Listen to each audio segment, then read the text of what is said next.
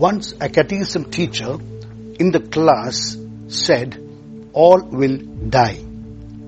One child was deeply engrossed in some thought. He was not listening in the class. So the teacher inquired from the child as to what he was thinking about. Then came the reply, "I was thinking who will conduct the funeral of the last person to die." Today the whole world is concerned about coronavirus. The reason behind this concern is the fear of death. All seem to be frightened to die. It seems that no one is ready to abandon this world. They would like to go on living permanently on this earth. That is the reason there is a reluctance from the side of many to leave this world. They live as if they will never die. No one seems to be prepared to die. This could be another reason for so much fear. Fear has been spread all over the world. There is lockdown everywhere. There is even curfew in some places as security measure. Everything is closed down to stop the social contagion. Everything is standstill. The interesting thing here is that this coronavirus, which is so frightening, is so powerless that it will disappear in front of simple soap water or in a certain degree of temperature. And yet more than 1 lakh of people have already died in the world. Man seems to be powerless in front of such a tiny virus. The virus is without its power in front of soap water.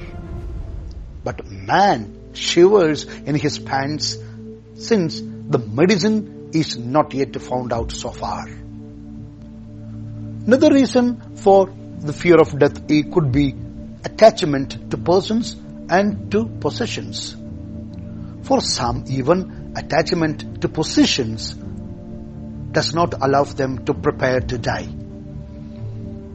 When there is attachment to earthly things, we do not want to leave this earth.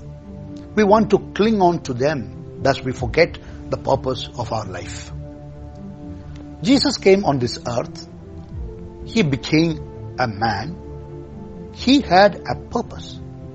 John's Gospel, chapter 3, verses 16 and 17.